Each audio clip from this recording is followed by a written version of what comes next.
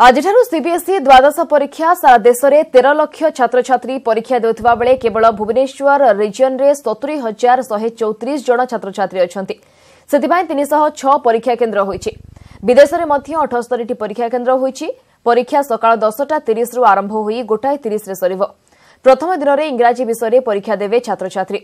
परीक्षार्थी को सकाळ 10टा पूर्व हॉल रे पहुंचवाको निर्देश रहिछि। 10:15 रे पिलांकु दियाजिबो प्रश्नपत्र। 10टा परे जो पिला परीक्षा केन्द्र में पहुंचे से परीक्षा दे पारिबे नाही।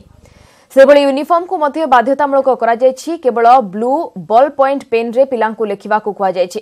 मोबाइल घंटा नेबा उपरे जारी होईछि कटकणा। एडमिट कार्ड रे अभिभावकंकर दस्तखत भी बाध्यतामूलक करा जायछि।